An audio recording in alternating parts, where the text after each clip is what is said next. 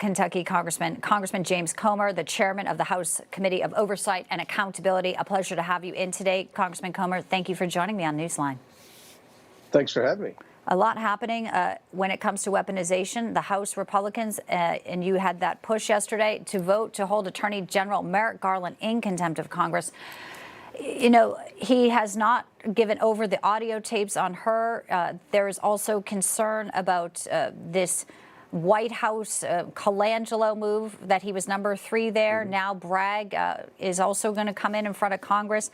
It does seem, with everything happening, Donald Trump today in D.C. is moving forward with his agenda, and you are moving forward, but a lot of Americans are saying, what can actually happen with the stonewalling and the fact that Merrick Garland has just dug in his heels every which way as you guys try to have real oversight for the American people? Right.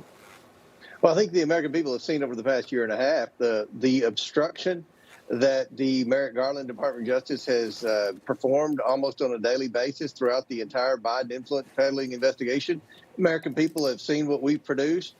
We've produced hard evidence in the form of bank records, text messages, emails, and sworn testimony that the Bidens have taken in tens of millions of dollars from our adversaries around the world. And according to the IRS whistleblowers, they never paid a penny of taxes on it. We've requested simple, reasonable things from the Department of Justice.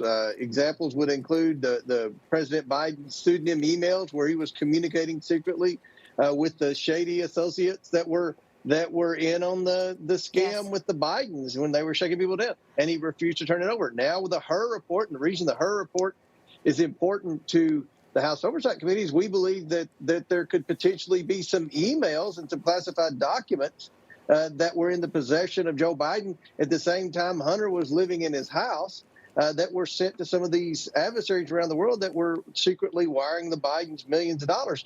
We need to know exactly if the Justice Cabinet altered the transcripts. And I think that the fact that the liberal mainstream media outlets like CNN, the Associated Press, the Washington Post, they've sued also for the tapes. I think it shows the American people want the tapes.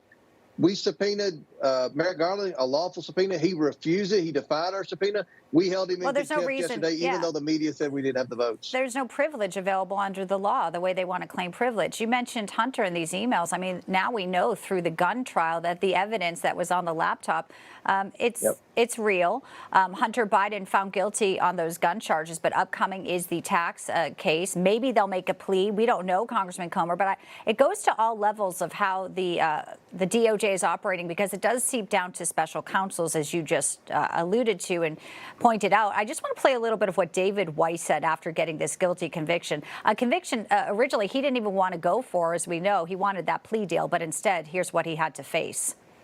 Finally, I want to thank Attorney General Garland for providing the support necessary to fulfill our mission, ensuring that we have the independence to appropriately pursue our investigations and prosecutions.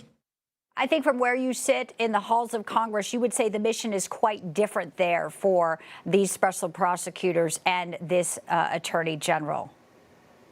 Absolutely. I mean, you've seen, again, the obstruction by Merrick Garland. And what we've heard from the IRS whistleblowers and what we've seen in documents that have been turned over to the House Oversight Committee that we've released to the public is that the Securities and Exchange Commission had an ongoing investigation of the Biden family. The IRS had an ongoing investigation. The FBI had an ongoing investigation. Several jurisdictions in the Department of Justice had ongoing investigations. At every instance, they were told to stand down by deep state actors in the Department of Justice.